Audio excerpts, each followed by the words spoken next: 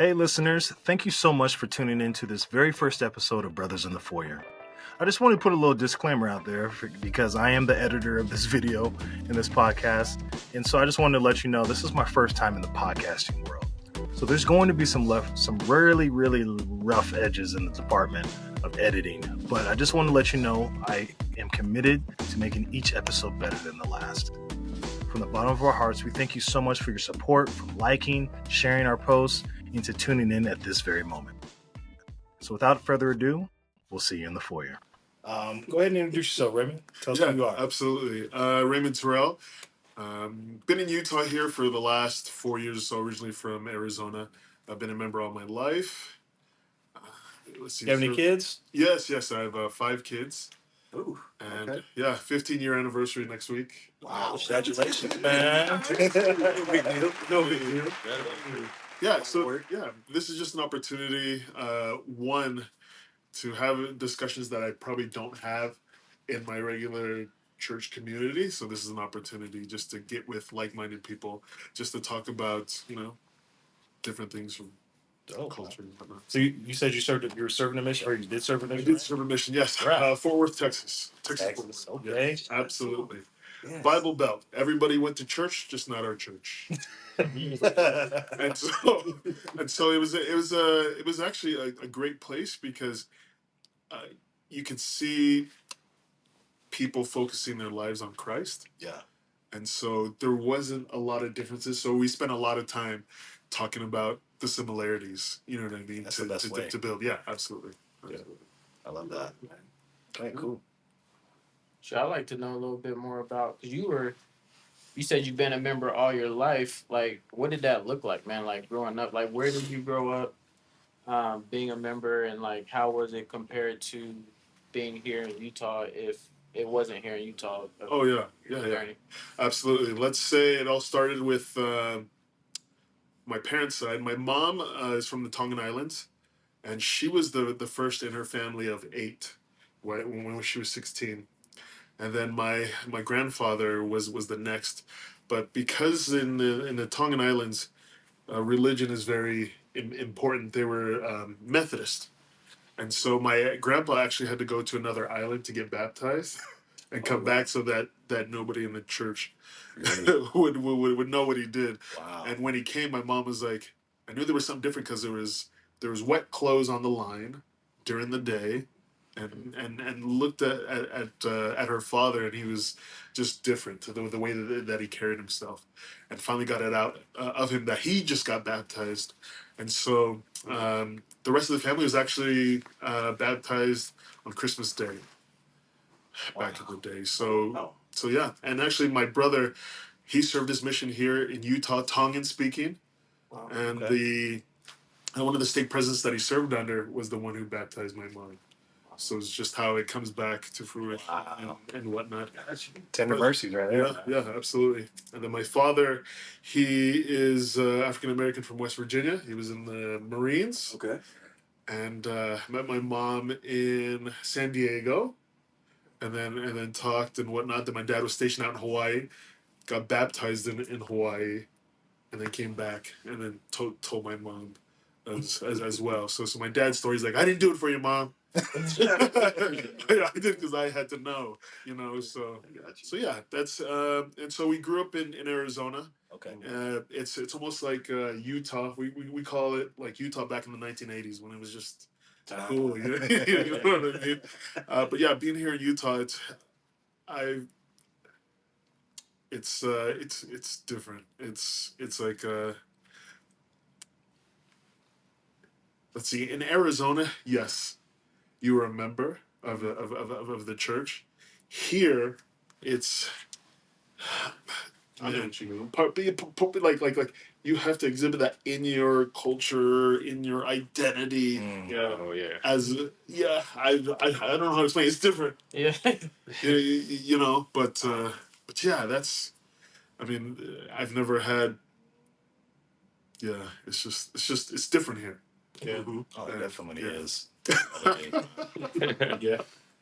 Was there ever a time, on your journey with the church that you experimented or stepped outside of the church, or Stepped let's say not necessarily I stepped out. So with the tongue culture being like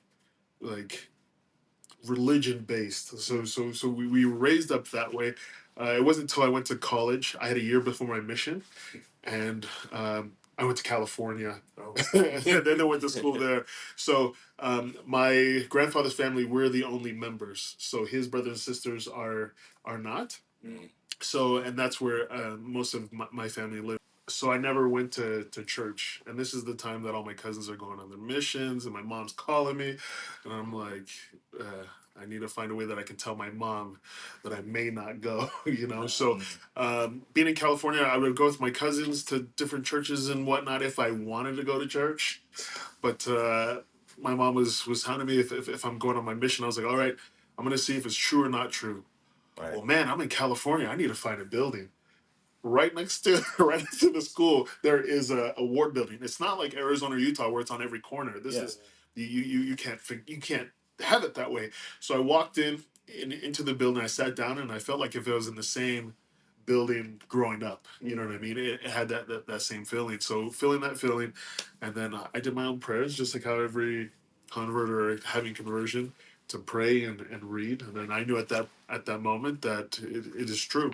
And so I left school and then went on my mission. And yeah, never could deny it from that point because I had my own experience. But yeah, on the mission, and probably just like you guys, on the mission, I was held like, hey, we're teaching a black member. You need to see. So I would go and be like, you good? I'm good. You good? All right, have a nice day. And they'd be like, why why was it that easy for you? Because they just needed to see that there isn't like with black members, there's you don't need a lot of facts and knowledge or anything like that. It's faith based, right? Absolutely. And so it's so that's all I did on my mission, is do the president's way. just do that. So yeah, and then landed me here, and excited to be here. Yeah. So I got one. What I love about this podcast and what I love about talking with you guys is, oftentimes, you know, when it's just us and we're just talking outside of this element, we can get off on tangents and stuff. So I kind of intentionally want to right now. Okay. So we've all gotten a chance to kind of talk about who we are, kind of, you know, a little bit about our story and kind of how we got here. So what I want us to talk about now is that first experience about being black, that first black experience of being in Utah. I want you to think back to that first experience when you're like, oh yeah, I'm black in Utah. This is what it is. I think that's what the difference was. What I was talking about, like being here in Utah, like there in Arizona, I was just a member of the church. Right. This I had to like kind of prove. Oh hey, yeah, I got you. So I'll start, because for me, I'm from Dallas, Texas. So you know, you serving your mission in Fort Worth. That's like home for me. That's the area, right? But in my stake and in my ward, my family, my mom and my brother and I, we're the only black members in our ward. And for the vast majority of my time growing up, we were the only black members of our stake. So you go to stake conference and it's just like us. Same here, bro. And the only other brown people you would find were the members of a ward in our state called the Casa Linda ward. That's the Spanish speaking ward, so predominantly Mexican. Yeah. So that was it. It was either you're Latino or you must be related to the Bankses growing up. So that was me. So then we get up here to Utah, and it wasn't much of a change in church for me, because I'm used to walking around and the only other brown person I see is my brother, right, or my mom. So, or my reflection. You know, I call myself walking through the bathroom and I'm like, hey, brother. Oh, that's me. So that wasn't new to me. Yeah. I was really at home with that weirdness, that feeling. It's alone, but I can't say that I grew up feeling alone per se. I had just already been conditioned to knowing that in this space, it's kind of just us, in the church. So when I got to Utah, that wasn't what was weird. What was weird was outside the church, finding it really hard to find somebody else black just anywhere. Like at the grocery store, driving next to me on the bus.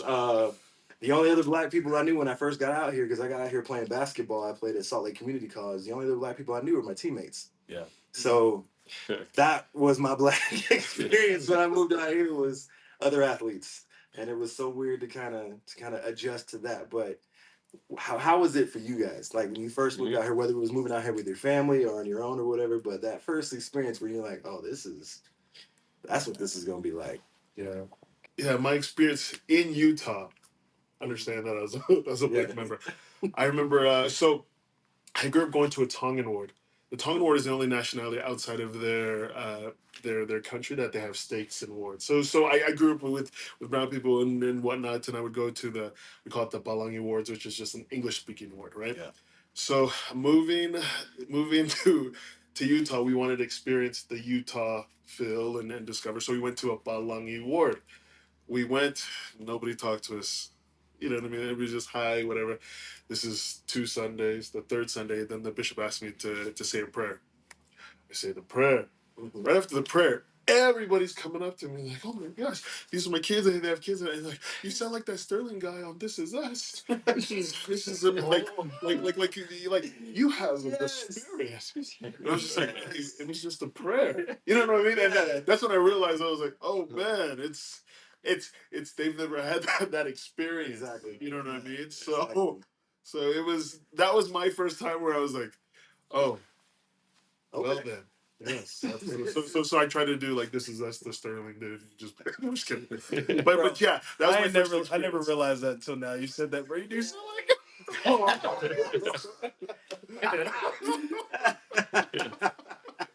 That's wild. Hey, cut this. Edit that real quick.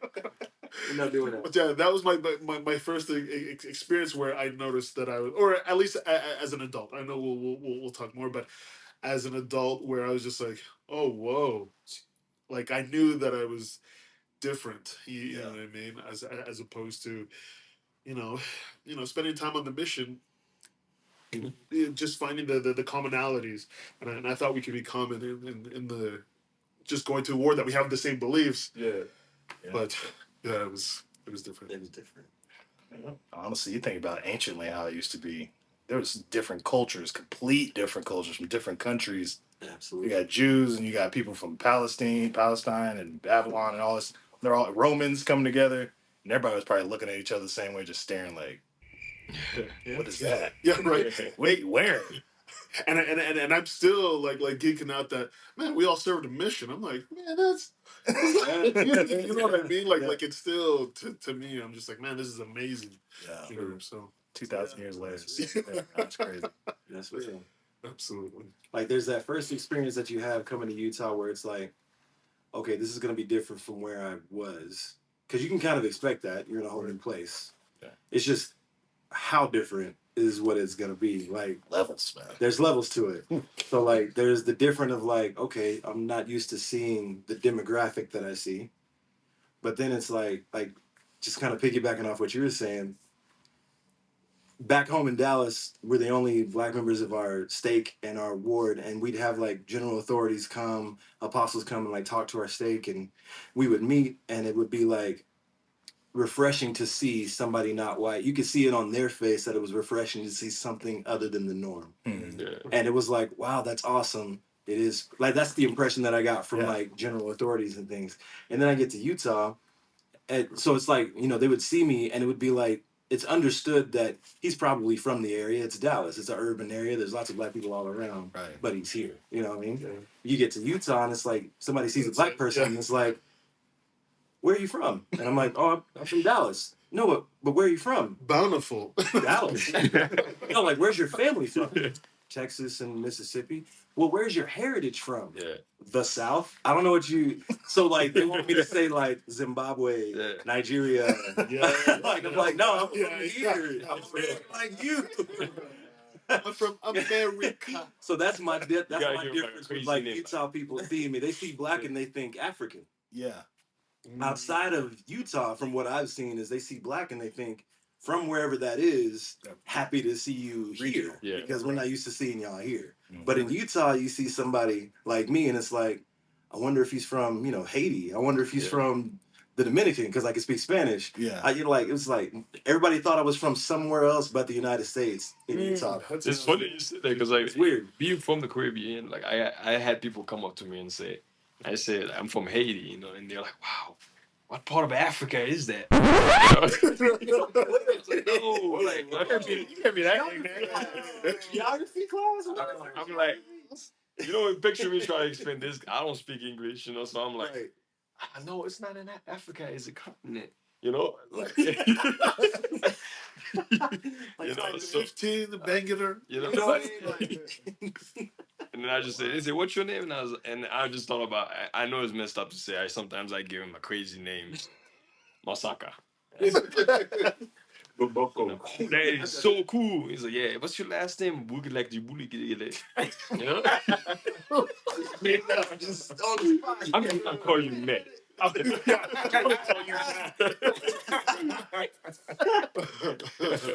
Yeah. So I actually got arrested when I first moved here. So Okay. so it goes like this. I think it was right after I got baptized. I came in I think it was like in the 2000s where Chris Brown and like all these Nelly and stuff. So I remember I woke up in the morning and I put on my white shirt on, picked my hair, just got the afro and just got the chain, blue jeans and my Timbs on. So I'm feeling fresh.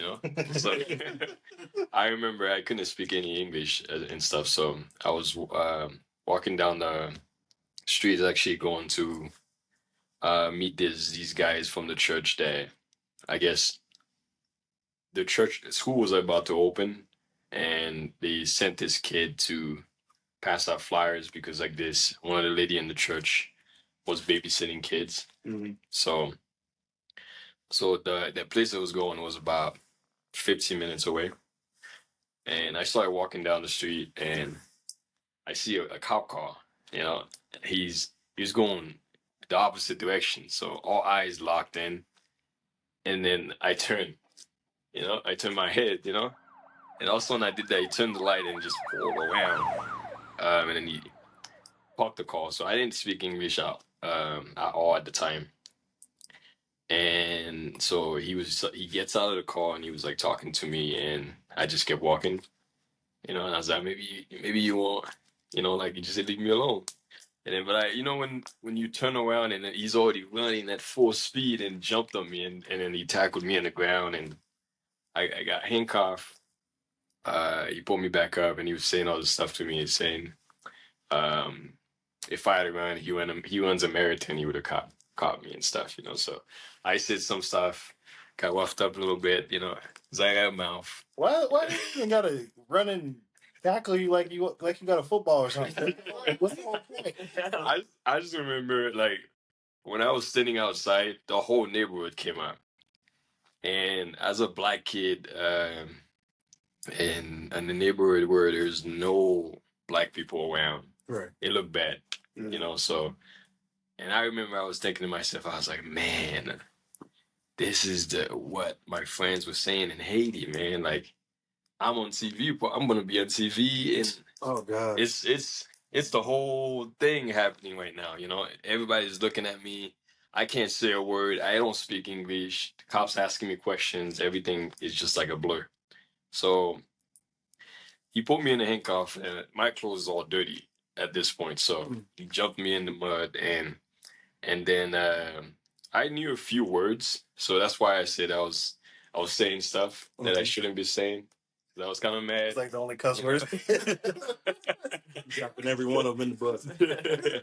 So he put me in the back of the car, and took a minute, and I was like, hey man, I remember I was just sitting, I was leaning against the car, and he told me like, I actually told him, I was like, hey, can I sit in the car? Because everybody watching, they don't know what's going on, so it's kind of make me feel like a little bit embarrassed. Yeah. Because like everybody's looking at me, like I'm like like like I don't know what they're thinking, you know. Yeah. You know, so and he drove me back to this older guy's house, and the guy looked at me for about.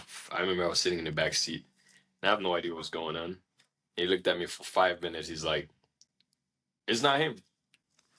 And then the cop let me out, and he was saying, "How many black people can there be in Utah?" You know, it's just, and he's trying to apologize to me and stuff, you know. And he asked me if he wanted to drive me back where I was, because I was like 20 minutes away. And I made a little joke, and I was like, "You gonna let me ride shotgun?" You know? And then he's like, "Ha," and I was like, "Ah," and I just walked away, you know?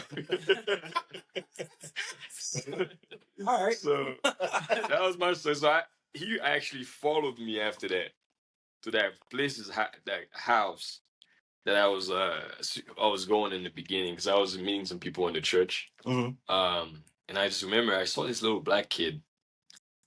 And I was like, "There's another black kid in this neighborhood, you know." And I think he was adopted.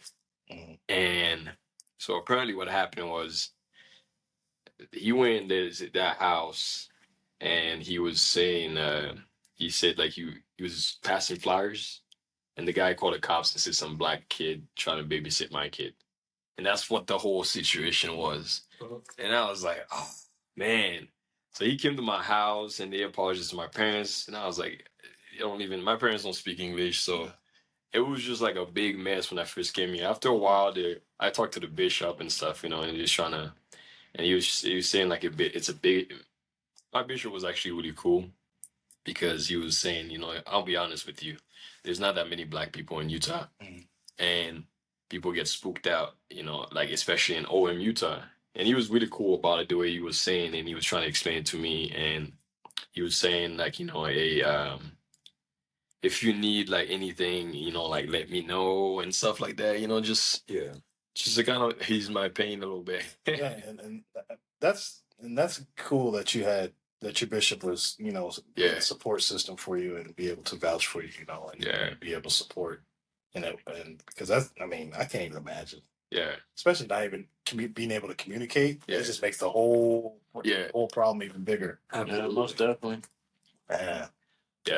And we and him we were like joking, we were like actually laughing about the whole situation, because yeah, I don't want to apologize anymore. I just want to go about my day, you know, just get my clothes back in the washer. So you got mud, like, you know when you like in that area, like you got the white tee, like the perfect neck. This dude wound the neck. His neck was like this long, man. Neck. I was like, "Look what you did. I can't even pop my collar no more, man. Like, come on, like." And you step in my shoes, you know? Scuffed everything. I was like, Swag gone. Yeah. And I just remember I was sitting in the living room, and everybody just kind of seems to ignore the whole thing that just happened. And I just start smelling the mud on me. So I was sitting there, I was like, "You know what? I'm gonna act like this never happened." So, and I went home. I didn't even tell my parents, you know. So the cops showed up to my parents' house, and a bunch of cops actually showed up to my parents' house and tried to apologize. They brought like a gift basket and all this stuff to me, you know. And I was like, "We're definitely trying to do the most, make things better." Yep. I'm trying to figure out who these Orem police are and go above and beyond just to apologize. Yeah. You know, that's a whole different experience for me. Yeah. But that's a whole other topic for another day. So that was my first couple weeks in Utah. Dang. Well, welcome to Utah. Welcome to the States. Goodness gracious. So it's and that's actually how I met probably one of the only black kids in Utah too, because like he's actually really cool. His name is Jake. Shout out to Jake. You know, so it's he probably Jake. He knows the story. So when I tell him the story what happened, I had to tell him exactly what happened. When he asked me the first time what happened, and I was like, "I don't want to talk to you, man. That should have been you, bro." It's your fault. That should have been you in the back of that cop car, man. Yeah, so yeah. It's cool. Well, we definitely we got to know a little bit more just from Christian's first days in Utah. I mean, welcome to Utah, but just kind of get to know each other a little bit more as well. Just kind of seeing where we came from, understand our little background and stuff like that. Let's go ahead and start off first. Sure, I'll roll with it. I'll get us going. You got to. Yeah, it's crazy because I don't even really know where to start. I remember mentioning to you brothers our last shoot that I'm kind of like a unicorn when it comes to kind of how my journey has been so far. But just a starting place would be just with my parents. Both my parents, born Kansas City, Missouri, and that's where a small chunk of my, this small chunk of my childhood was. Both my parents actually, I feel, were pretty unique in the sense that both sides of my family had drug issues, right? And my parents being part of eight, both on both sides. My dad and my mom had seven other siblings, so big families. And most of my aunts and uncles, they kind of had a drug abuse throughout. And then my mom and my dad, they actually were kind of the only two that never fell into that trap of the environment.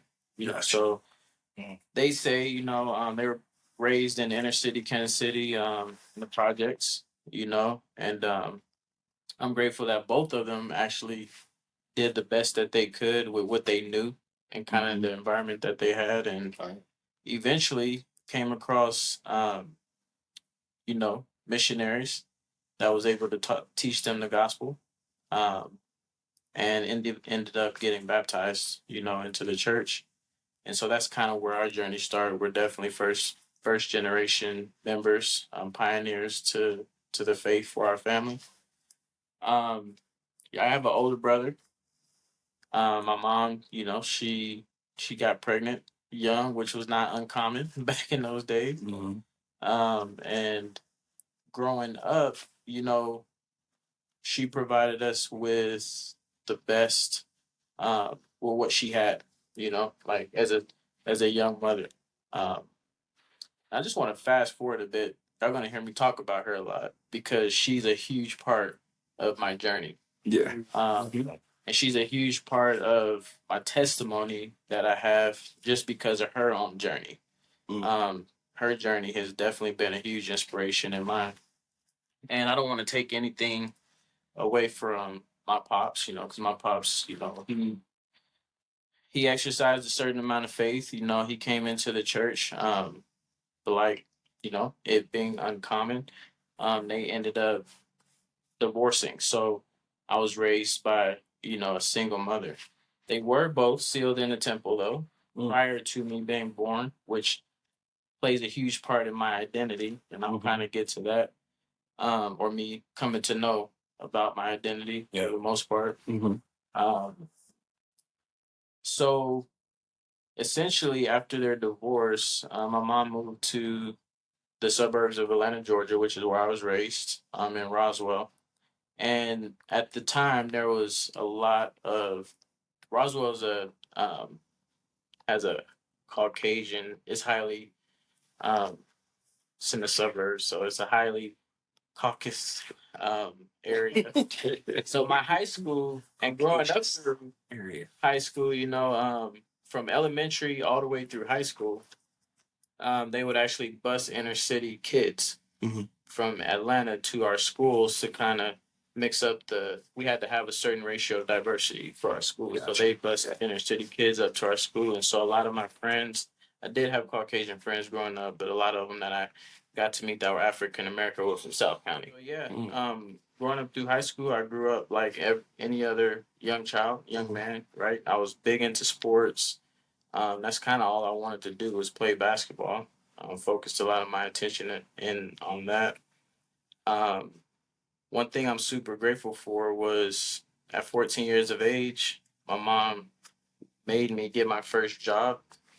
So from 14 going up, I had I learned the importance of just work, and bagging groceries at Kroger, 14. And then from there, start slipping shoes at Finish Line. And from there, it just... That was my dream job. Everybody wanted to work at Foot Locker. That uniform. Yeah, so it just went and went, man. And I do want to talk about my mom real quick, and I'm grateful. She's given me like residual. What's the word I'm looking for? Inspiration, blessings. Yeah, we'll use blessing to share this because it's a huge part of our journey.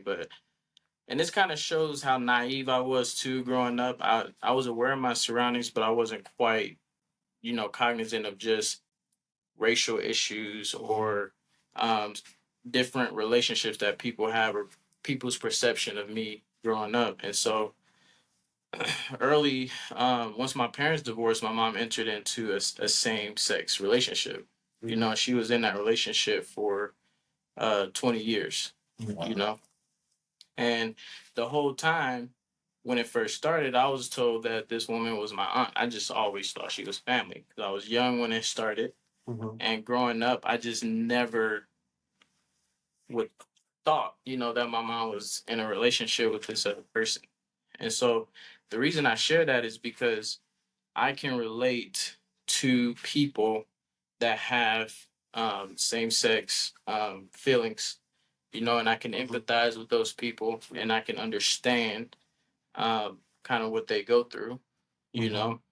And the biggest part is that when I finally found the gospel and I went on a mission, that was a huge turning point for my mother because she began to kind of realize and look in herself in her life. And by the time I came home from my mission, she was back to like, she would share, like, she struggled with, her feelings for a long time, but she was out of her relationship, right? She was out of her relationship.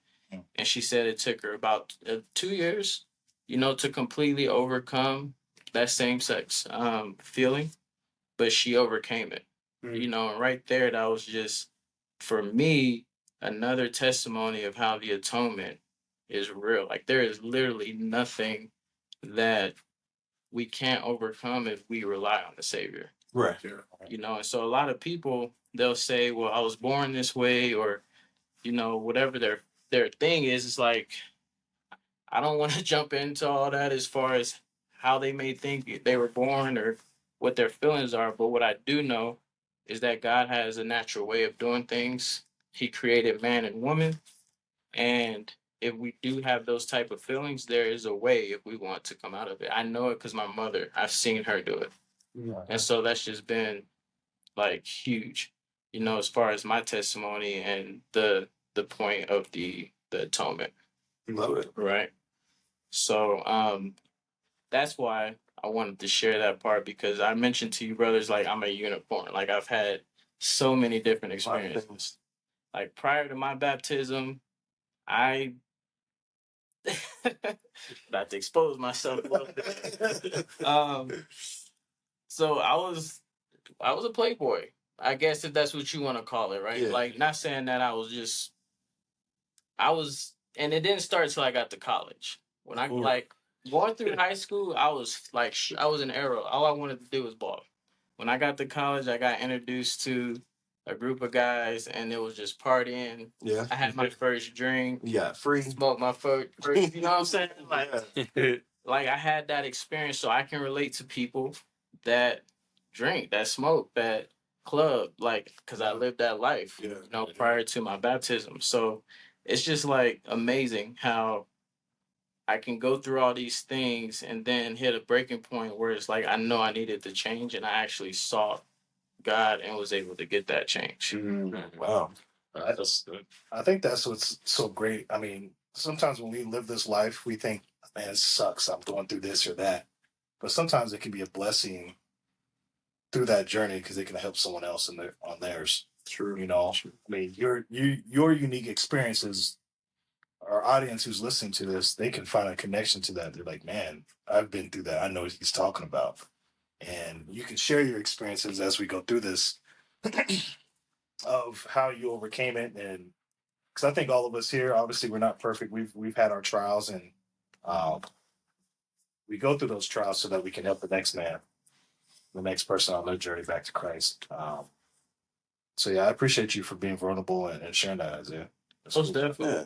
I mean, that was a big reason we wanted to do this, right? Is like Yeah. to be vulnerable, to share our experiences, because there are other people out there that have experienced or are currently going through what we may have went through, and so I just wanted to be known that there is, if you want a way out, there's a way to have, there's an escape, right? Right. You don't have to stay stuck in the same bad habits that you've been in Situation. Yeah. or situations. And so now, yeah, I'm a married man. I got two beautiful children. I have a career in real estate, and so there's been a journey, and I'm still not perfect. I'm still a work in progress, but the biggest thing is just knowing that whenever I do have those down moments again, like there's always that escape, through my faith. Yeah. So I can ramble a lot, so I won't get too crazy with it. But I already said before that I'm from Dallas, Texas originally, born and raised. My mom and dad had my brother and I. I have three older brothers, not by the same mom. So there's five of us boys that were brothers, and um, my mom raised my little brother and I in Dallas. My older brothers were in the military, so they kind of were all around the world as they were serving, but they're several years older than us. So I grew up in Dallas, Texas. My mom comes from Jackson, Mississippi, and she raised us with her two sisters, my two aunts, who each also had boys as well. And for two of those aunts, their husbands, for two of those women, their husbands or our fathers weren't in the picture. The baby of the three had my little cousin Mikey, who's like my little brother. And the baby of the three, my aunt Ernestine, she married my dad's brother, Michael. And he is awesome. He's like my father. He was my uncle. He was always in the picture, and he was always there. My dad served in Vietnam, and when he came back, he kind of got in with some buddies and kind of got into self-medication to try to get through what he had to get through. You know what I mean? So with that influence and with those habits, he lost his way to a point to where my mom had to give him an ultimatum. He was either this or us, meaning the family and the boys. He couldn't shake it, so she cut him loose. So we were raised without him, and we're okay. I struggled with that for a while because I never really knew the reason why he wasn't there. He was just not there, and it took a while to kind of get over the resentment, but I did. And then as I got a little older, I joke with my wife now, or not now, but like for a while I was joking with my wife because she'd be like, how you gonna feel, if you ever get that call that maybe your dad has passed on, and kind of lightheartedly I would say, I don't I don't know if it would really matter. And she would be kind of like thrown off by it. And I'm just like, not to be disrespectful, but I don't know him. Yeah. You know what I mean? I never really got a chance to know him. My mom would tell me about how he was. All of his brothers and my aunt, his only sister, were in my life. So I grew up in Dallas with all of my uncles and my aunt. The only one not present was my actual father. So all of my uncles, they were that role for me. Yeah. You know what I mean? Because they were always present. So I would hear from them how dad was. I would hear from them stories about this and that. And I would hear about how good of a man he was. And from all accounts, he was a great dude. I just never got a chance to meet that. I didn't have a relationship with him. So, that was life growing up with him. I grew up in the church. My mom got baptized when I was about 4 years old. So pretty much since, we call it primary for the younger kids. But my mom is from Jackson, Mississippi and grew up Baptist.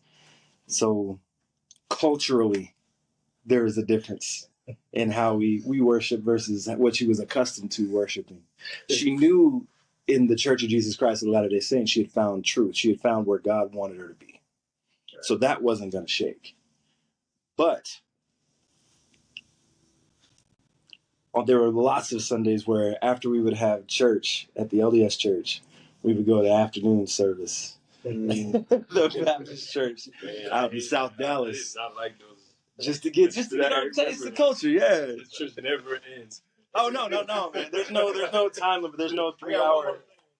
There's no 3 hour blocks. Like, no, we're not doing that. Yeah, children. And they were like, here we come. Pastor get on one, and we be in there. We come outside, and it's dark. Like, good grief. Okay, so we got our cultural immersion when it came to how to worship and how to praise God, how to celebrate God, and so. My mom and my aunts are part of a gospel group. They were a gospel group growing up as well. So that's how we got into music. And that's why I'm in music now.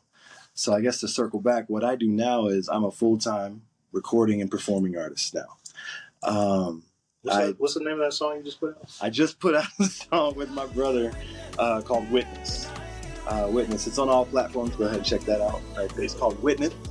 My brother and I, we go by Chris and Kurt as a duet. And it's awesome now. I played basketball my whole life as well. Or should I say I tried. So I started in middle school, got no playing time, but I always made the team. Got to high school, got even less playing time, but I made the team. My junior and senior year, I moved up to Washington State to kind of get out of some of the problems that I was going through in school with different people. And I moved up there with my mom's brother. Just to try to get a new change of atmosphere. And that's Washington State up in Bellingham, Washington. So it's a lot like Utah when it comes to the demographics. Yeah. There was like 4 black people in the whole school. There was me and a couple other kids who I'm still in touch with, and they were biracial. So I was the only like full black person at the entire school. Absolutely, yeah. So I mean, and my uncle worked at the school too, so everybody knew whose I was, and he knew all the teachers and everything. So he was like, "Hey, if this one gets out of line, let me know. I'll choke him out real quick and get him right." But so I got no playing time through school, but I love playing the sport so much, and I just kept telling myself year after year, my chance is coming.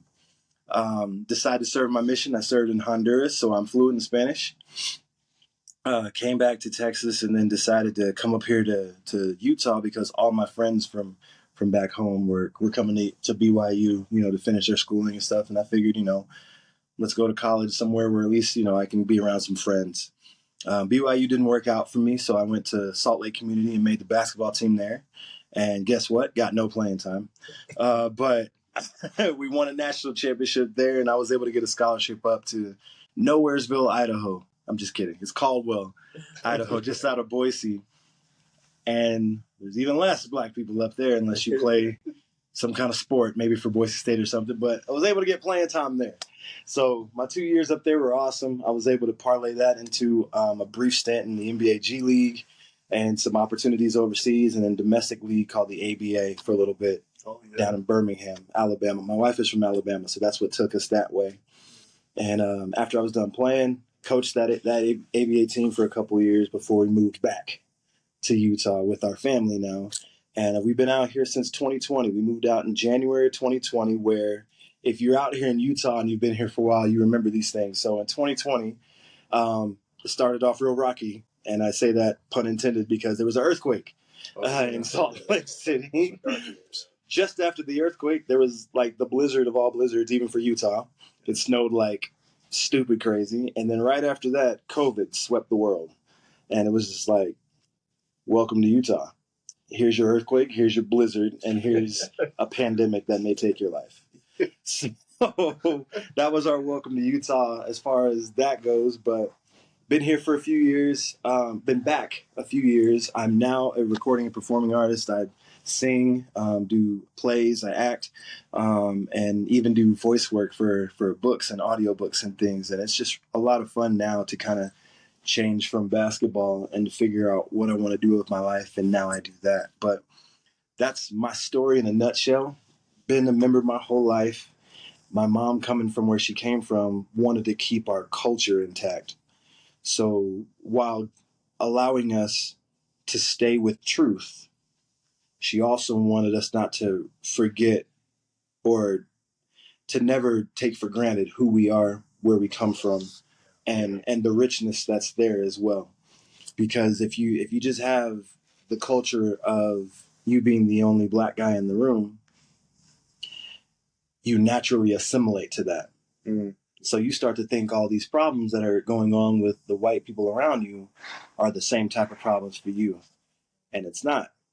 And if you don't really have that balance of culture, you can struggle with why this is happening to you and you only. And that's kind of how she broke it down to us.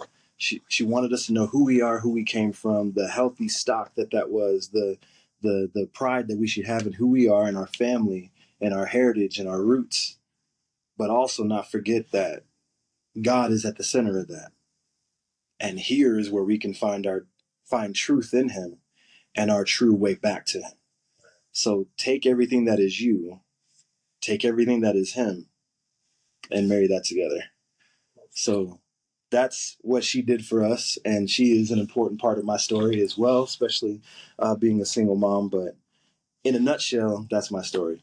Like a lifelong basketball player, could sing a little bit, but didn't really think that could be anything until it got to a point where people were asking, when are you going to do something? When are you going to do something? Well, I'm still playing basketball.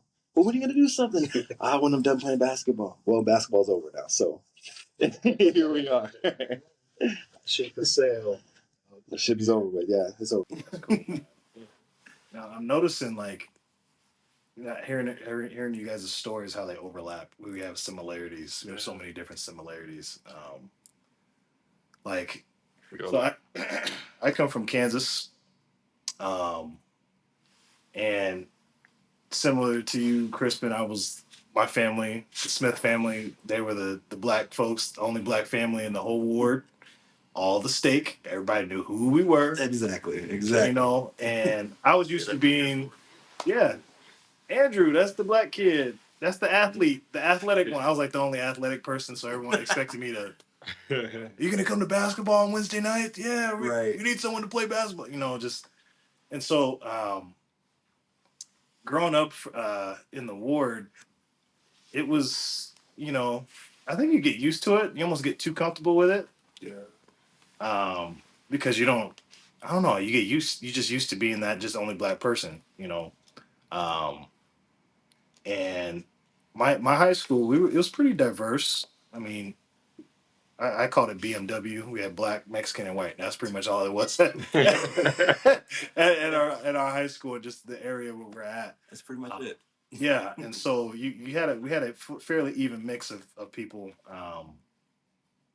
and just in Topeka, Kansas, man, the capital of Kansas that place is bad, and that made me want to escape that place because it was just. I mean, the zip code starts with 666, bro. I mean, that ain't a telling sign, bro. Like, you gotta get out of there. It's a land of broken dreams, bro. Is that where Tech Nine is from? Tech Nine's from Kansas City, bro. Okay. Shout out to Tech Nine. Yeah. I don't know about it. No. I know if we can endorse that. Nina, but he's a big fan of Utah, though. True. Hey. But yeah, well, my story is how it starts. It starts with my grandmother. Crazy how this all happened. So my family they were all born in Kansas City, Missouri. I wouldn't be surprised if your parents crossed paths somehow with my parents or something. I don't know. Who knows? But my grandmother, she moved out to Washington. I think she went with her husband, um, who she was with at the time, and brought my mom and my uncle out there, and just going to just living out there, and then two missionaries knocked on her door. And the one thing I tell you about my grandmother, she's a visionary person, or was, passed away. she would have dreams all the time. She would like knew who was gonna be the next baby who was gonna be born, and she was like the matriarch of the family, you know, Sound like my missionary. Yeah. And Yeah. the crazy thing is, she had a dream. This is a day. This is like probably a day or 2 days before the missionaries knocked on her door. She had a dream where she saw this angel blow this horn. And it was so loud, it sounded like a train. And she woke up from it. She was like, "What was that?" She was thinking it was like the angel Gabriel or whatever. And she just, I guess, kind of brushed it off because she was used to that. She just has all these different spiritual dreams and just tries to find out the symbolism behind it. So missionaries knock on her door. Um, she reluctantly invites them in. They sit down and talk with her, and they show her a temple, the picture of the Salt Lake Temple. Mm. And she sees the little angel Moroni out Right there. up top. Yeah, she's like, "That wasn't my dream." Mm. And kind of the rest is history for that, for her joining the church. And so my mom, it's my mom now. She didn't just join right then and there. She's probably like in her early 20s. She had a husband and had my brother, and he died. I believe it was suicide. Mm. And so it left my mom looking for a lot of answers that she couldn't find. Yeah. She grew up in the Catholic school. She was looking for just answers. She was a person that was very inquisitive. She always was asking questions, and they would just like shun her for asking those. She's like, "Why are you asking things like that?" And she tried every religion. I mean, Buddhism, Jehovah's Witness, everything, just to try to find answers because she wanted to know where her husband was and just understand about what goes on after this life. And really, no one had an answer for her. Nothing that was sufficient for her, at least. Yeah. And my grandmother tells her, like, "Hey, you should talk to the missionaries. They have a lot of information about the life after. It's called the Plan of Salvation." And my mom was able to talk to them, and she said she had the most peace she's ever felt about it. And it helped her understand more about what goes on, why things happen, bad things happen in this life, and then how we can overcome them, and then also what happens after. Um, which gave her a lot of peace, more than she's ever had. And so she kind of like had her Joseph Smith experience because she wanted to try everything and just find some truth and find a place where she can receive peace. And so she joined the church. Um, and my father, he comes into the picture. I guess my mom was working in a kiosk in the mall at one of the little jewelry stores, you know. Mm-hmm. And my dad, I guess he was trying to get his watch fixed or something like that, and he probably smooth talked to her. Like, "You got time for me?" or something. I don't know what he said. I don't know what he said. Had to hit her with the one line. Yes. You know, he probably had his little escrow going on or something. I don't know. But, yeah, he talked to her, got to know her. She already had 3 kids at the time, and he had 3 kids. So I had 2 brothers or 2 sisters. My mom had, and my brother, my older brother that my mother had with her husband who died. Right, and my dad, he had 2 boys, and then they came together and made me sort of like the Black Brady Bunch, you know. And so they were together for. They were able to get sealed. My dad he was in a gang. He was living that life, and I think it was a strong testament because he was living the gospel or tried to live the gospel, and it changed him. He was on drugs. He probably don't want me to say this, but I'm gonna say it anyway. He was on drugs at the time, but he became clean, and he was able to overcome that and be able to join the church, and he was able to get sealed. He was someone I really looked up to, you know, at the time, and I think they were together for about 8 or 9 years, and then they got divorced. And so I'm 9 years old. My parents are split up. Um, I'm in this dynamic now where I'm trying to be with my dad and then live with my mom, and it's became a really nasty divorce because everyone's trying to fight for custody. And then also I'm learning about this thing about families could be together forever. Mm. And so how awkward is it now? The only black family that's in the whole state that everybody knows is now split up Mm. and has to go to the same ward. Oh. And so someone's got to give. Yeah. So my mom stayed in there, and my dad eventually faded out. Mm. which was really, really tough for me because I was like, Dad, man, like you shared the gospel to everybody. You like you was the man. Like I thought you was the dude, man. You know, obviously everybody has imperfections. I wasn't aware of that. I just seen a dude, you know, for what he is as a father. But um, and then with that, I don't know if it became with shame or it was with what happened and people knew about our family where he just he kind of just took his step back.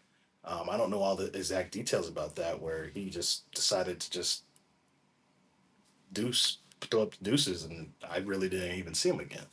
I don't know if it's like I've been thinking about this for a while. I'm like, is it harder not having your dad from the beginning or have him and then have him leave? And Can I say something on that? yeah, I'd share this exact same experience with you because I think how old were you I when was like nine, 9? 10. So I was probably about 5, Mm. 5 or 6 when all this was happening. But as far as like, because when my parents they were in the temple, right, sealed in the temple, married, Yeah, and then like your mom stayed and your dad left. For me, it was like both parents just completely fell away, mm. and That's maybe it's that thing where maybe a little bit of shame comes in because yeah, you know the gospel is supposed to be a certain way, yeah, and then something like this happens that's so life changing, and maybe they just kind of go like rather than sticking to the rod, right? They just kind of wander off because the certain expectations aren't met yeah. or wasn't met, Mhm. you know. But personally, because you asked the question, is it better to lose, that father figure early or later? For me, I would say it affected me a little more because I was younger. Yeah. So if I was older, like my brother's age, Mhm. it affected him a lot worse than it did me because he understood a lot more. Where I was younger, like I had my parents together. I saw them together, but I didn't quite understand The whole everything. dynamic, Right? Yeah. So that dynamic. context of that. So not knowing as much kind of helps me a bit, but it still sucks. Yeah. Growing up without a father figure because Mm. had no one to just like that father figure to teach me how to tie a tie or Right. ride a bike or just those things a father should be there for. Right. And oh, you're gonna say No. no, man. I mean, because oh man, I ain't gonna call him out. Like, there's so many things I could say, but Yes. but I mean, Don't do it to him. yeah, I ain't gonna do it to Don't. that. He's gonna watch you. He's gonna watch all this. But I mean, he definitely he was in and out. Like he tried to be present, but then he wasn't at the same time. Yeah. He tried to fight for custody and try to keep me there. And as a kid, and growing up into a teenager, I think you naturally want to rebel because of how your life is feeling and things aren't just ideally how you want them to be. Right. So yeah, I was definitely a rebel. I definitely kept it on the low. A lot of people weren't aware of it. Um, but yeah, I was out there, and one of the one of the biggest turning points, because I think it was my young men's advisor. I don't know what they called him at the time. He was probably my saving grace, man, because he saw that I was drifting away. He knew that I was barely wanting to go to church. I think my mom was probably raising an alarm anyway, probably telling the bishop about my son is just, I don't know. I think he's not gonna do anything. I don't want him to turn out like the people around this place, the type of friends I was hanging out at the time. I didn't really have bad friends, but there was influences that weren't that were contradictory to the gospel, obviously, and so um, I think if it wasn't for him, I probably, dude, I honestly don't know where I'd be at. Hmm. Because like he would always ask me, Andrew, you gonna go on a mission? I'm like, man, I ain't worthy to go on a mission. What are you talking about? I ain't on a mission. I'm a long way away. I mean, maybe, you know, and I had to really do some soul searching because I'm like, am I really gonna go away for 2 years and talk to people something I don't even know if I really even believe in? And to me personally, I can't even sell something to somebody something I don't believe in. Like I had to really even think about. I'm like, man, is this something I really want to do? Because I was like, basketball was y'all's thing. Like football was my thing. I had dreams that I wanted to go to the NFL. Everybody has that little childhood dream, and I was getting all this notoriety in sports in high school, and I was like, man, I want to go play college, be a receiver, and so the thought was, okay, you're gonna go on a mission, or you're gonna try to pursue the world. And I chose the mission. But the thing was, I had to get that testimony for myself, and um, I definitely took it to the test. I read different stories about people who were able to do both. They served a mission and then able to exceed in sports and whatever, and all those things. Um, but it definitely took me getting on my knees and actually praying and asking, I'm like, is this true? It didn't come to me just like I thought I would. Like I say in the stories or what people would say. Oh, instantly knew. I just got this warm, fuzzy feeling in my heart. No, it took a minute. Like I was continually praying. It wasn't something that just comes instantly. But once I knew, and I knew I had to go. And I'm so grateful for that moment. I remember exactly where I was. I was downstairs, kneeling on my bed, man, and I always think about like if I didn't humble myself to ask where would my life have been right now, like what direction where I'd be at, because my mission was literally the pivot point for my life, dude. Everything I have right now, everything I've experienced, all the blessings I have, I literally can say it was because of my mission. The people I met, the inspiration to move out here. I had some mission companions like, dude, come stay out here. I know you ain't got no place to go out, man. You could just lay on the floor where I'm at. I'll it's just I was sitting on a mattress, bro. Three dudes in one room, mattresses on the floor, bro, just so I can get out here. So I had to say I was just like I'm gonna do everything I have to do to get out here because I know this environment. If I go back to it, I'm not gonna work. No, I'm gonna go right back into it. And so I escaped out here. I came out here with nothing, bro. I ain't got with no car and have nothing. And everything, man. I was able to meet my wife.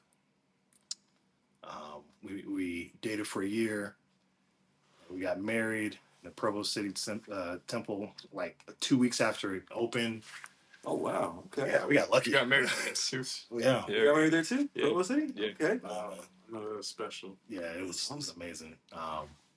And just everything, things I never thought could imagine. I imagined it could happened. I didn't say my life was a fairy tale. I mean, life's still hard right now, but it's a lot easier because I strive to live the gospel.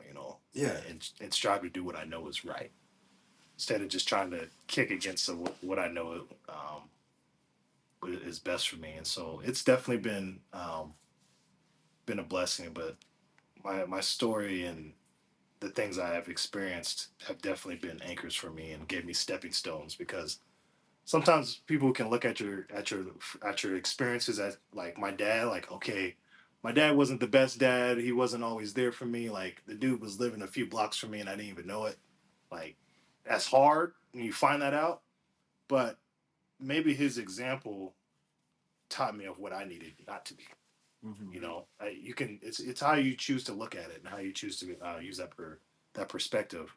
Because I know, like, I always pray for him. I'm like, I hope you could just be in my life, just be there.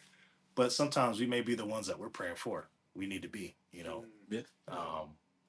And so that's been a really big thing for me is just the trials that we go through. It's either to bless someone else or to bless you to help you become a better man.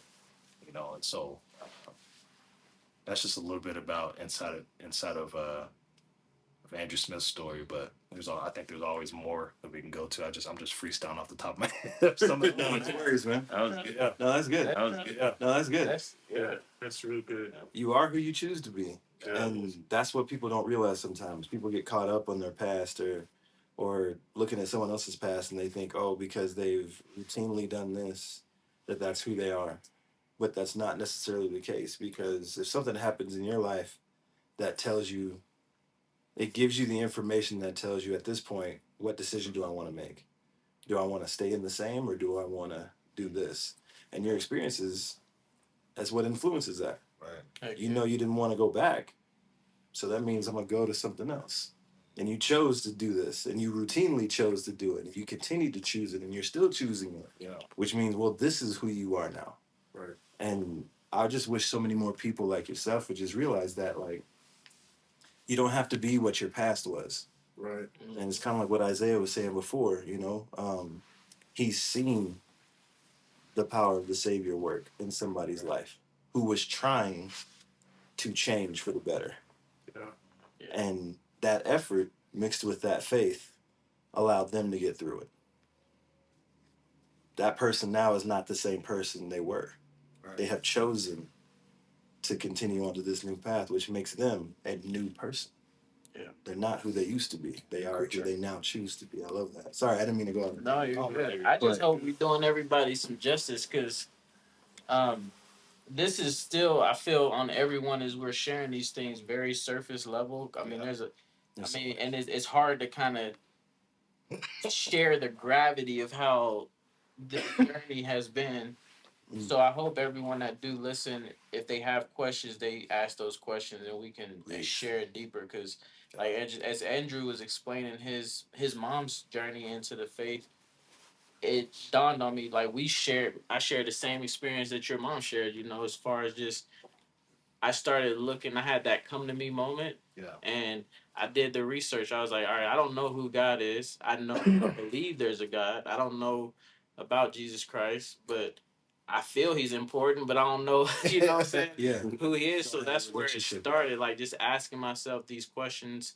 And it's like, well, I can lie to myself knowing I'm, drinking, doing all this stuff, and causing other people hurt, because of my own actions or behaviors, so I can do something about it. And that's when I picked up a Bible for the first time and just read it front to back. And I was like, all right, well, I'm reading the Bible, I'm learning. I hear you should go to church. Let me find a church to go to. So that's when I started looking at Methodist, Baptist, even Islam, because at the time the girl I was involved with was a Muslim, right? So I even wanted to kind of see, maybe I fit in this church, or this faith. And so when I read about Latter Day Saints, because at the time my dad told me, as I was going through this search, like, yeah, me and your mom was baptized Mormons. I'm like, okay, I don't know, never heard of Mormons. What's that? Right. Oh yeah, what's that? What's that mean? So, like, Wikipedia, right, at the time, and it was like Latter Day Saints. This is what Latter Day Saints believe. They believe in a doctrine of pre-earth life, pre-existence was the word they used, and it was like they believe in it, that we existed before, and now we're here for a purpose. And I kid you not, it was like a literal flash of light went off in my mind. Like, I literally saw just like a flash, and I was like, "That's it."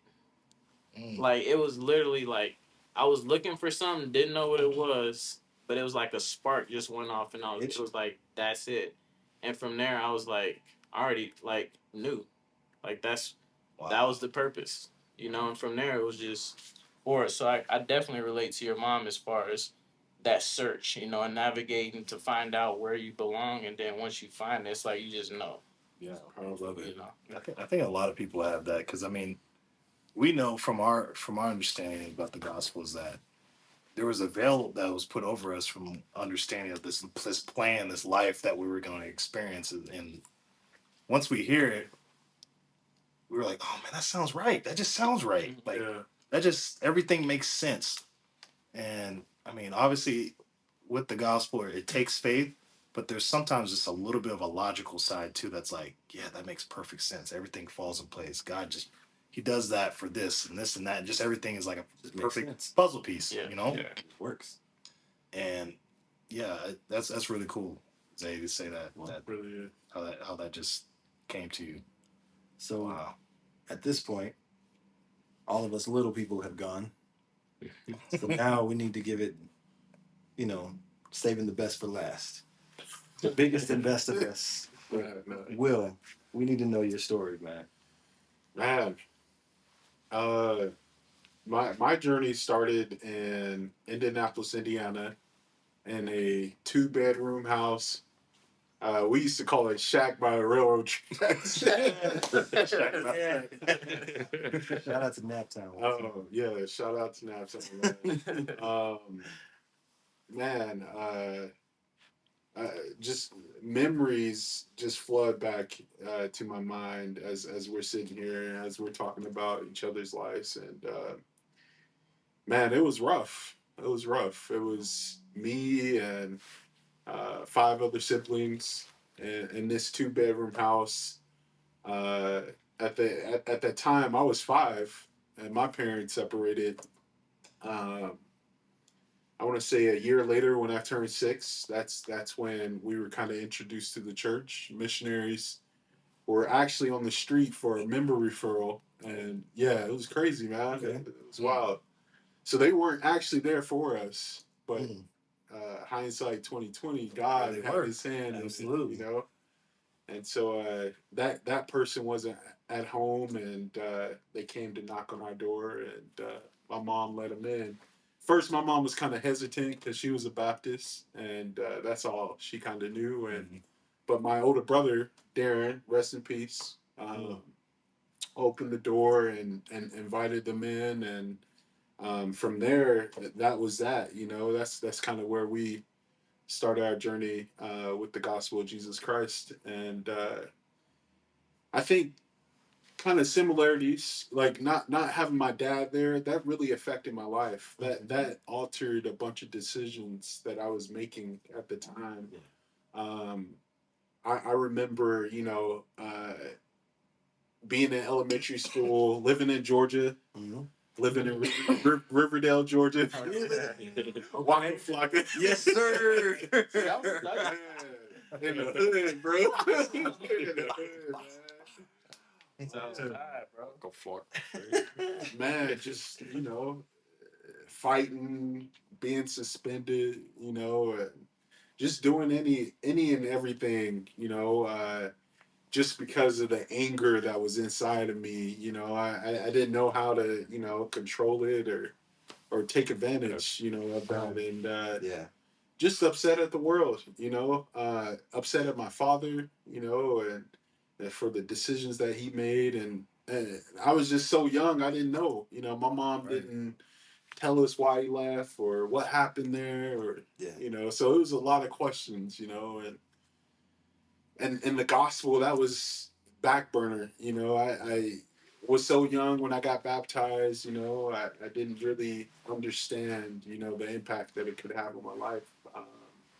And there's a lot of stuff that I'm kind of skipping over, but I would say the turning point of my life was also my mission as well.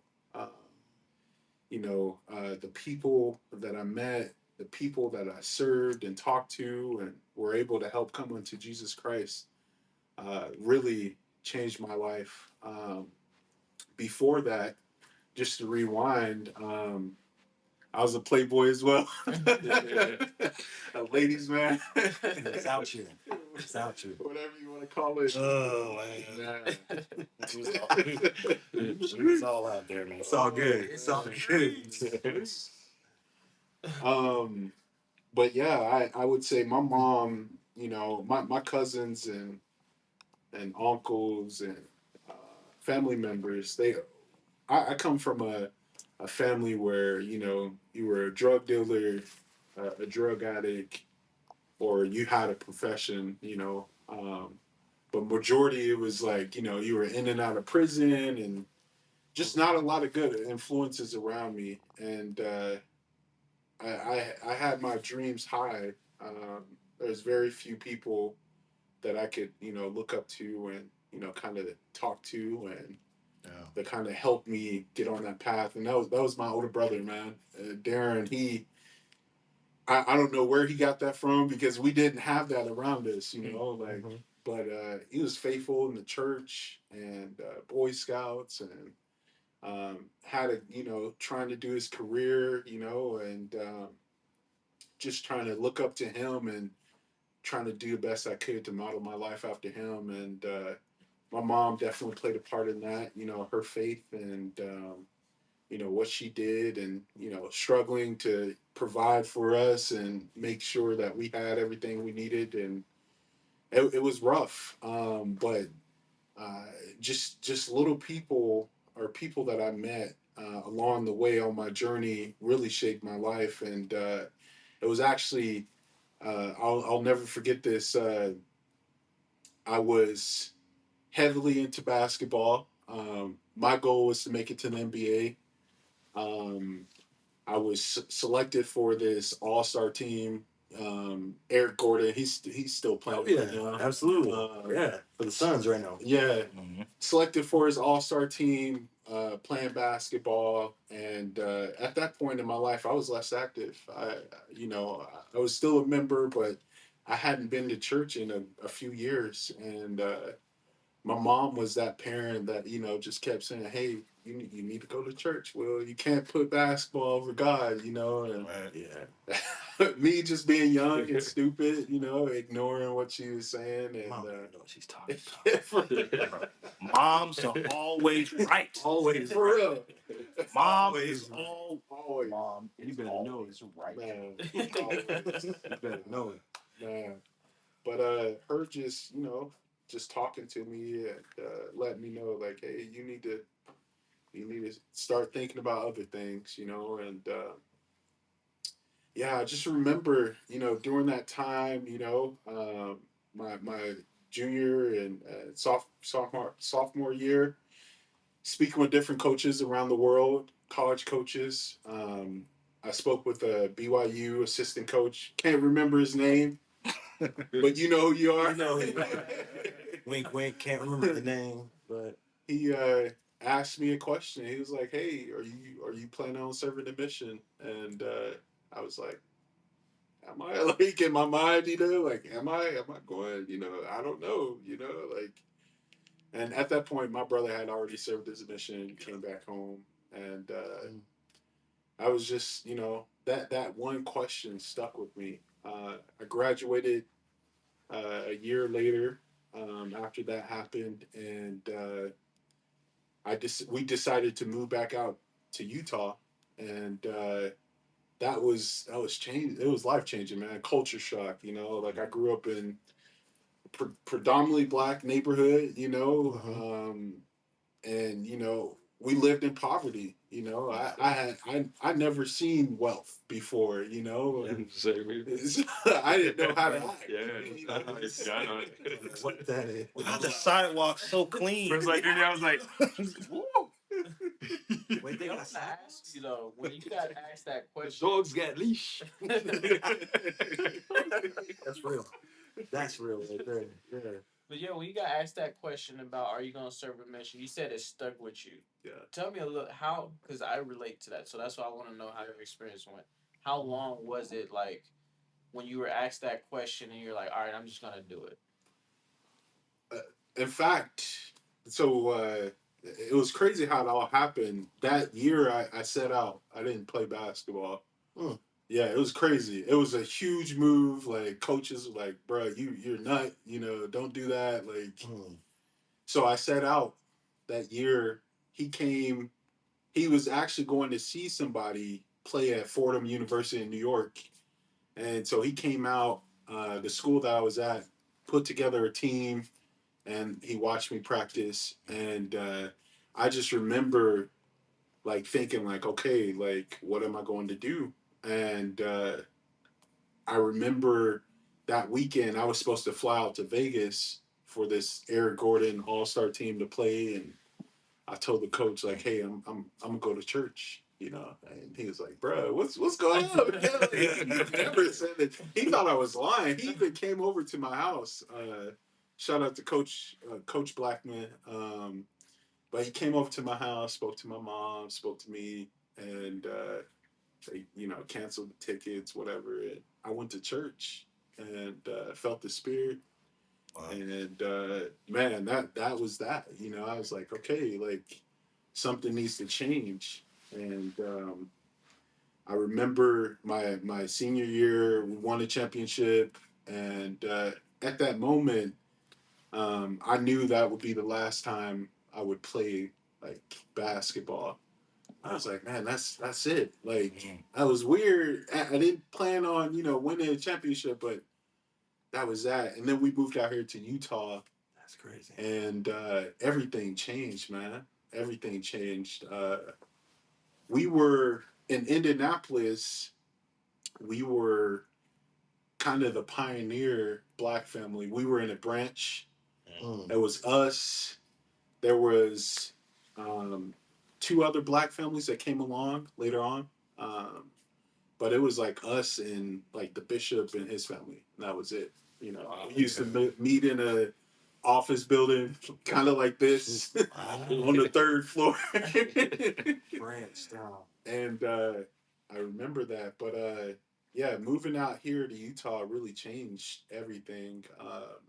You know, kids, white kids not really knowing how to act around you. And me just being another black person in Indianapolis, I really didn't get that attention. So when I got here and got that attention, I didn't know how to act, man. I was doing any and everything.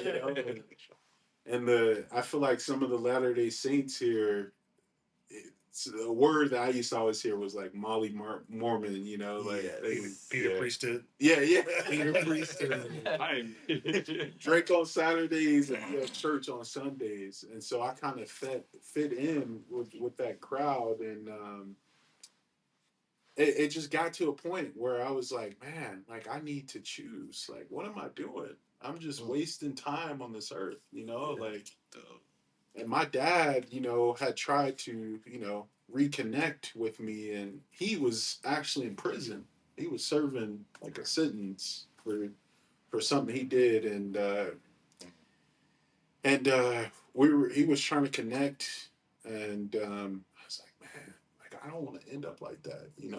Like, I know I'm in a new environment, but my mom moved us out here to kind of take us away from that, you know, and it was our ward, Bishop Dan Jones. Shout out to him. Man, I fought like a lion, man, to get myself worthy, to get to the temple, to be able to take the sacrament. And it was crazy because I didn't realize it, but I had let, you know, just all these sins pile up. I didn't understand the atonement.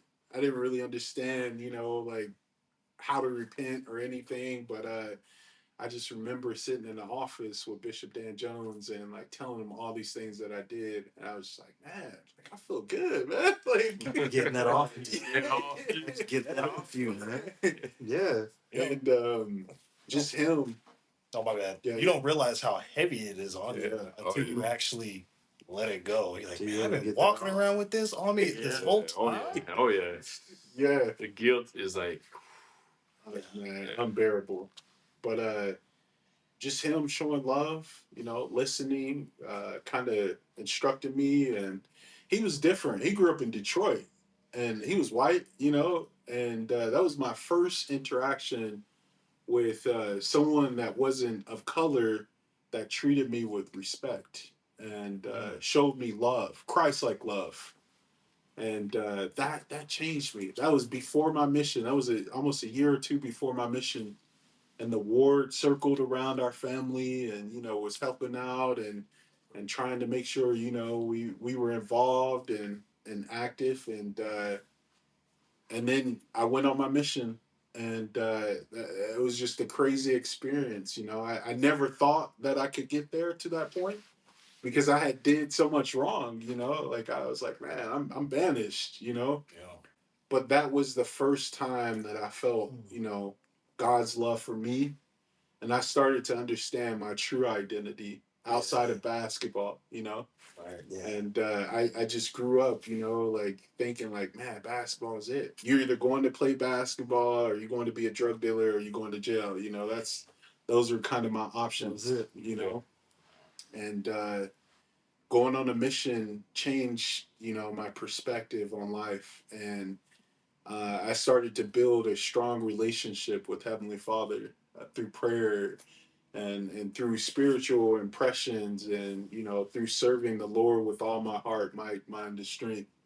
And coming home, I had to make sure that I had to keep that up, and it was hard. Yeah. Because I wanted to come back and play ball again. Yeah. Trying to get back to it. Yeah. And that was a journey in itself. But yeah, when I came back home, there was a few people that almost took me back off on that path. But it was my wife, Brooke, that I married and chose, that helped me stay on that path. And just so grateful, man. And we've been through a lot. Like last episode, I was talking about how we lost a baby. Yeah. That was during 2022 with COVID, the earthquake. Gosh. Had just been laid off from a company. Man, just so much stuff going on, and We don't like to talk about 2020. I mean, let's erase that year. 2019 to 2022. Wow. Skip that little period. 2019 for me. So this was a question I had about. I don't want to reopen a healing wound, but how was that, or what was the whole situation with losing your I little was gonna ask that little too. baby? Man, it was. I think that was the only time that I've ever, and I've been through a lot of stuff in my life. Yeah. Like, I've been through a lot of stuff, especially as a kid. Yeah. My childhood. I'm trying not to cry, guys. No. But Good, man. Andrew did that on purpose. No. No. It's good. It's good. It's a part of the healing process. I believe it, man. No, that's good. That was the first time in my life that I ever shook my fists up at God. It was like, why? Why us? And at that time, I was like, man, all this stuff is happening, I was like, this is the last thing that we need right now. We had already had Harper. She was a healthy baby, and we're like, man, how could this happen to us? But through that experience, I learned so much about myself, about my wife, about my relationship with God. Yeah, it was hard. I remember being in the hospital with my wife, and they were trying to give us different options. Are you going to what are you gonna do with the baby? Oh, okay. Yeah, it was rough, man. It was rough. The doctors were horrible. They No were bedside manners, nothing like that. Yeah, just really cold.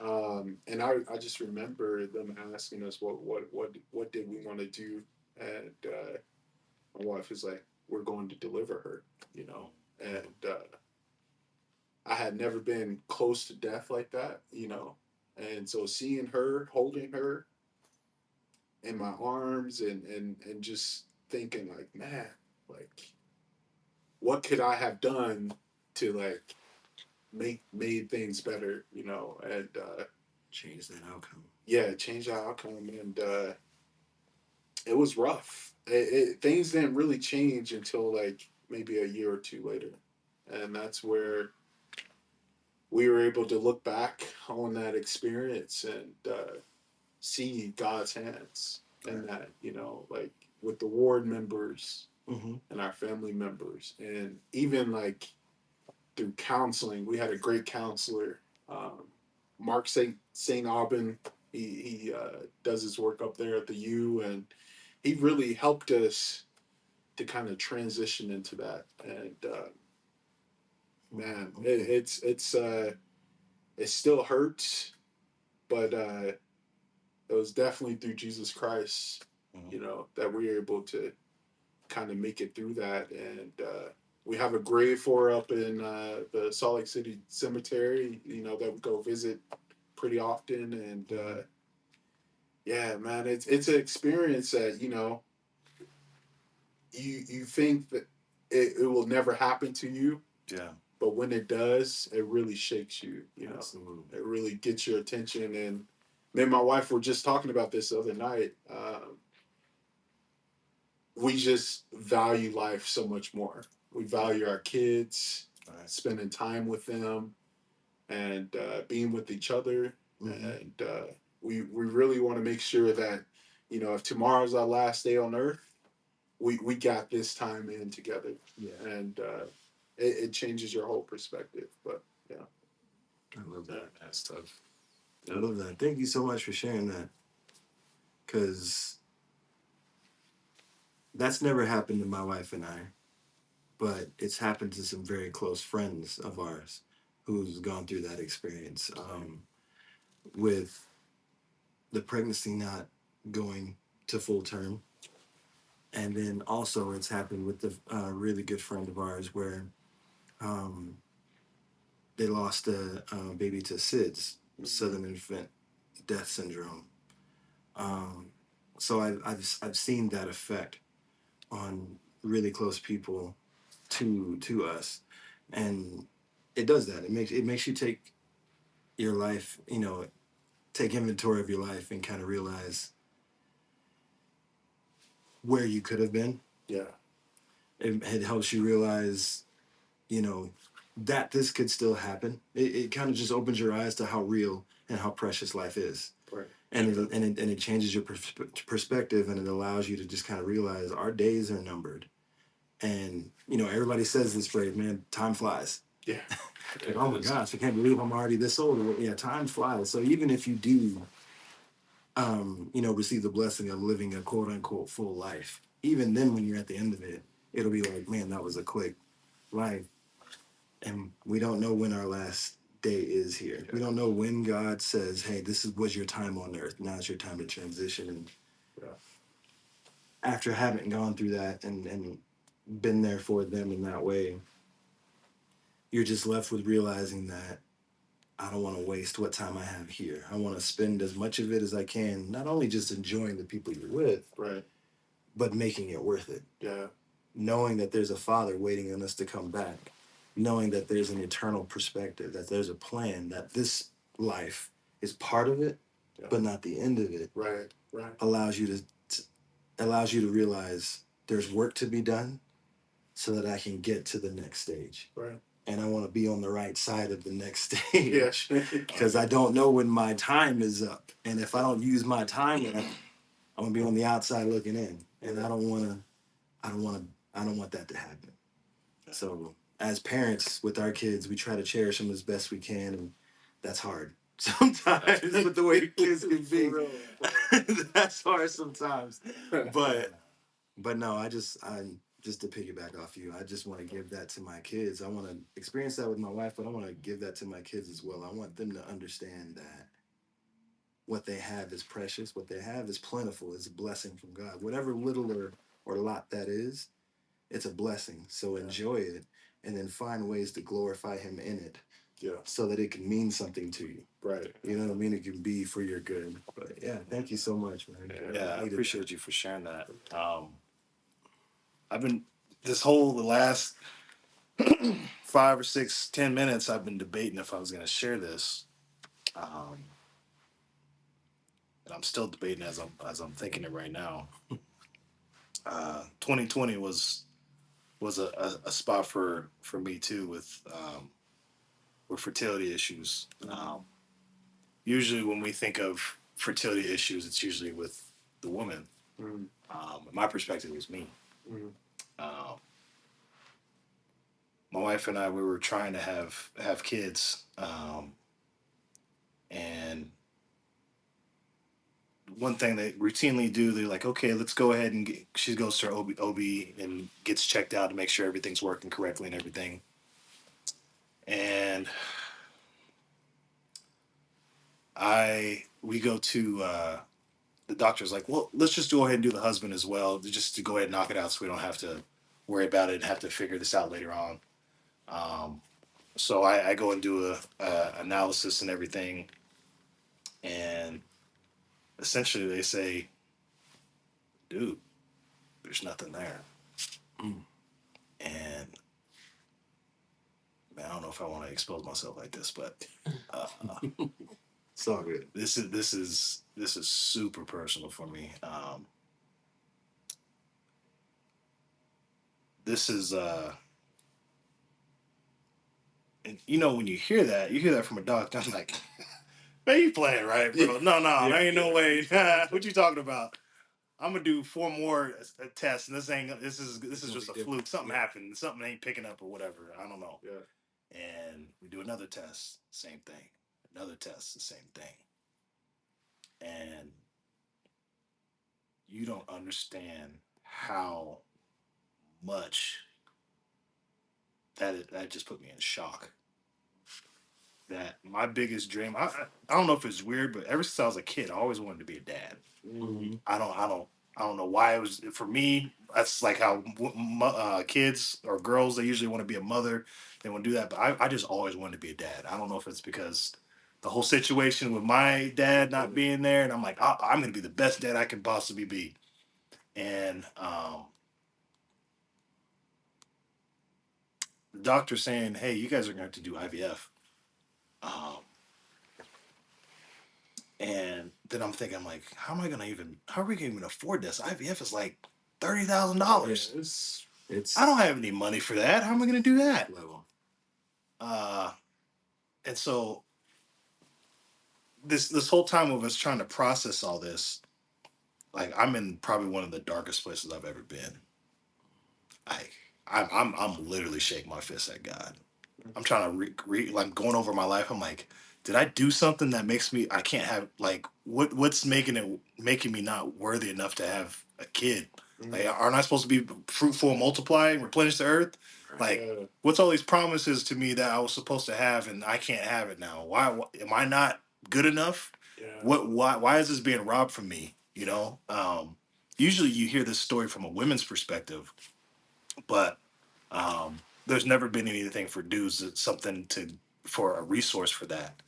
And so I've been sitting here for the last 3 years of, um, am I gonna finally just come out and talk about this, about my own situation, and maybe be a place for some people who are going through that, and male, what is it called, male factor infertility. Mm-hmm. Anyway, we were able to have some miracles. A lot of tender mercies work out. Like at the time, I wasn't making as much money because I was like, first of all, I don't even know how I'm going to even have it. We're going to even pay for IVF. So I get this. I was able to get this tech job, and then prior to that, my wife and I were like, we need to get out of debt. We need to get out of debt.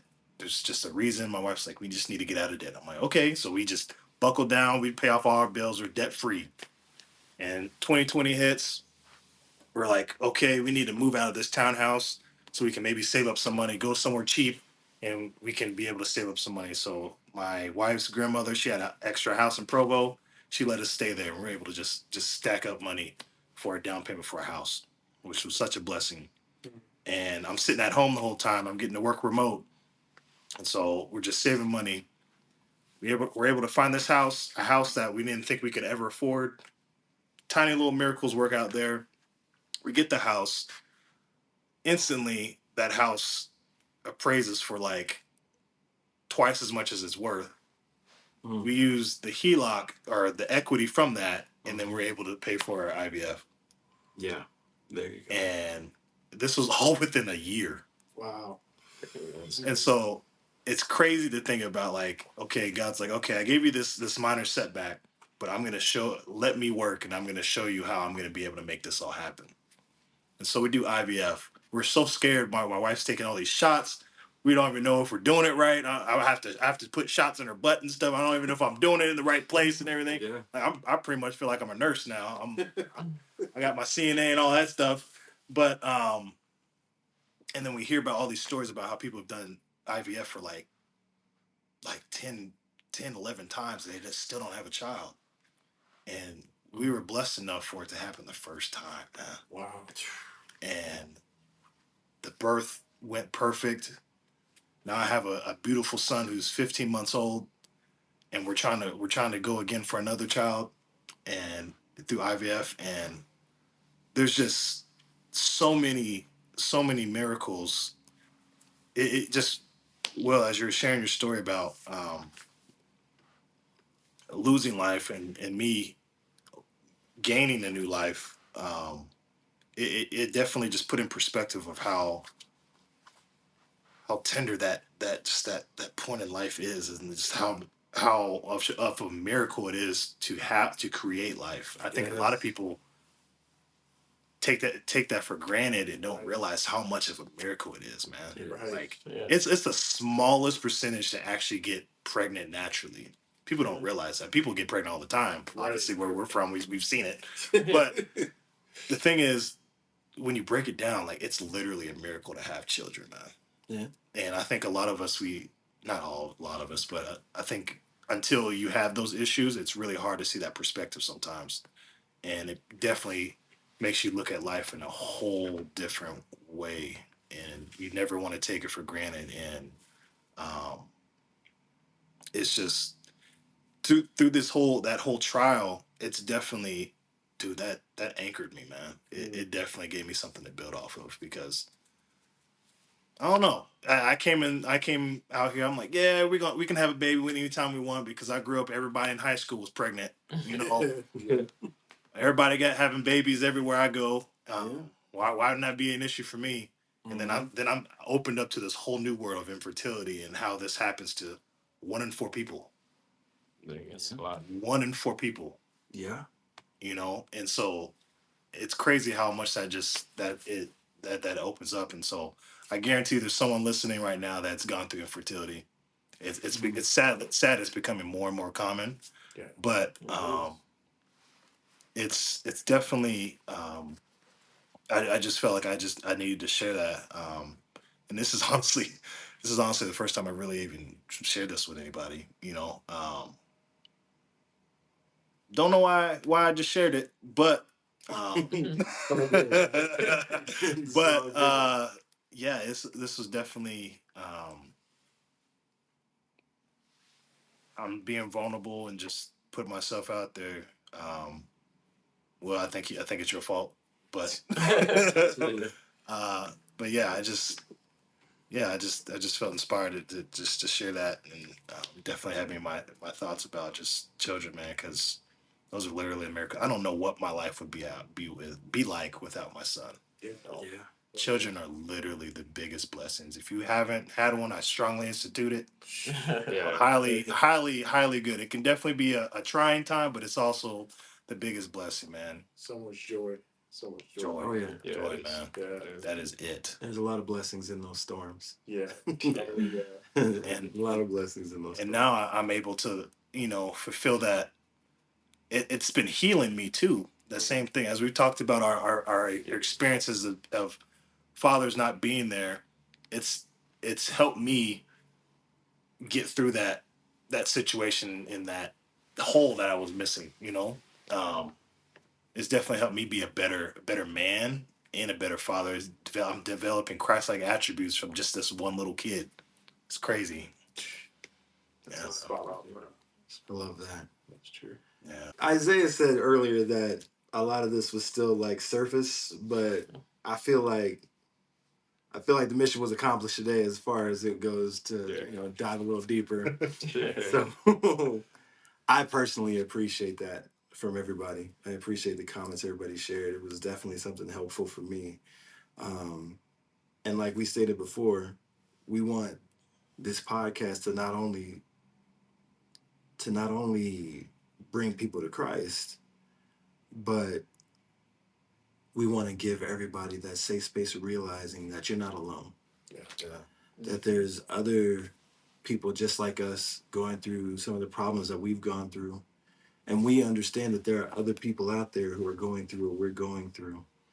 And although it may have taken some time, taken some wrestling with God to get there, now having gotten to the other side of a lot of some of the things we've dealt with, what we now want to do is utilize that to bring somebody else along, and help them get through that as well. Because, like Andrew said, it's been years that's been just kind of sitting with him until he was able to kind of get some healing from that. Yeah. Like Will said, it was years dealing with that before they were able to get to a point to where they felt like they could be more like themselves again. So we know that for some of you out there who are going through like issues like ours or issues of your own, the storm doesn't last always. That's a phrase I used to hear growing up in church. Always. Not the LDS church, the Baptist church, but the phrase applies. The storm doesn't last always.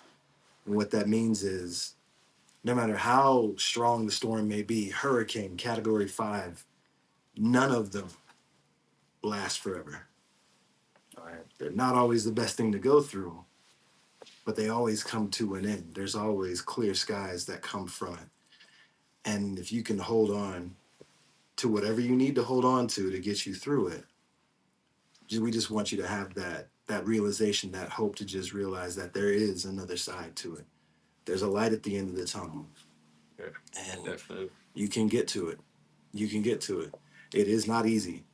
it very seldom is easy to do that. Can I add something on that, Crispin? Absolutely. You're using, the storm analogy, and I've shared this before, like in my testimonies, and I love it because I actually got more clarity on this particular event in the Bible when Jesus walked on water from Genesis group. And here, one of his brethren share their I'm gonna hate myself for this, but Baptist preacher turned Mormon preacher.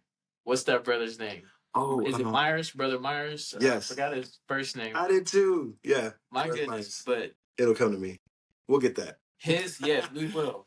But his sermon and how he described that event with Jesus walking on water forever changed my whole just understanding of what that means, because we all have storms in our life, but Peter, he explained the way he explained it was Peter went out and walked on water, and as he walked towards Christ, he was able to walk on water.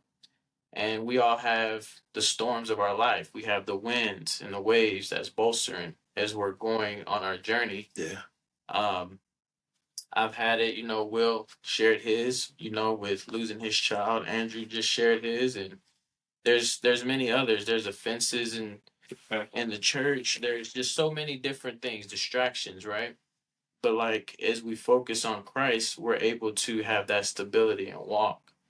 But the waves and the winds, as Peter took his eyes off Christ, that's when he began to sink. And now I always remember that. It's just like when I hear people going through things, it's like we're going to have these experiences, but as long as we focus on Christ, we'll be okay. Yeah.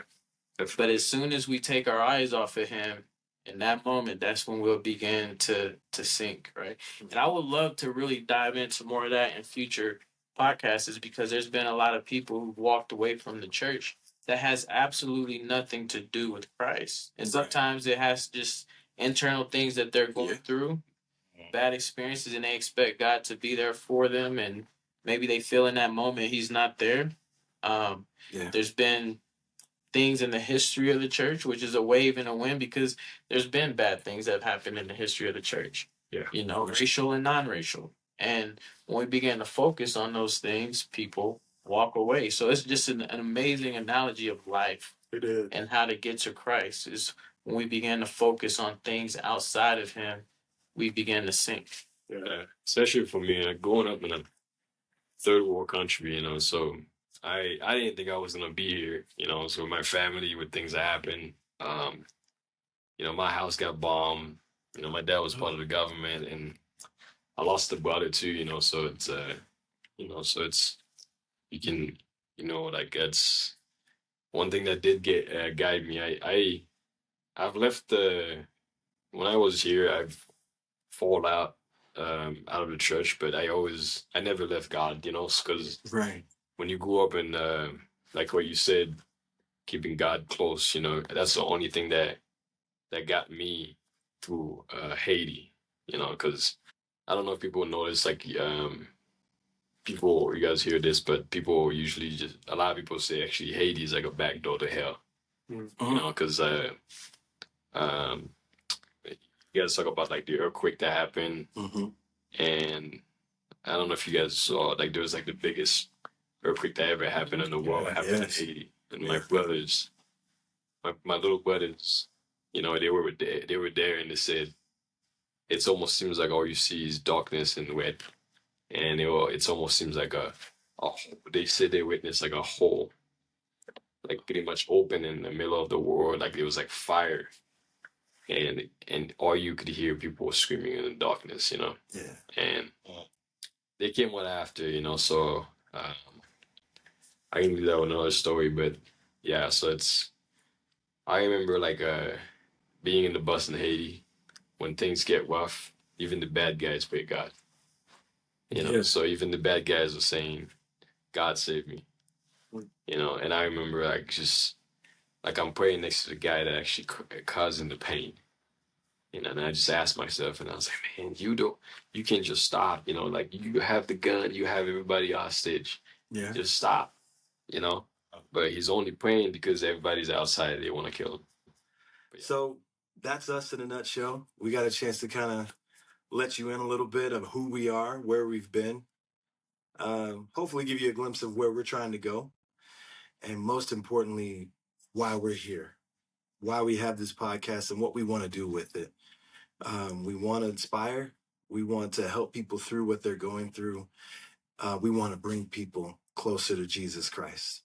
Wherever you are, whoever you are, at whatever point you're listening to this, we hope that by sharing our experiences and talking through our experiences as we move forward in this podcast, that you are able to come closer to Jesus Christ, even more close than you are right now. If you consider yourself close to God, then we want, by the end of it, to not only become closer to him ourselves, but have you closer to him also. But we want that message to go out to everybody that hears these words. So we thank you so much for taking the time with us. We are the Brothers in the Foyer.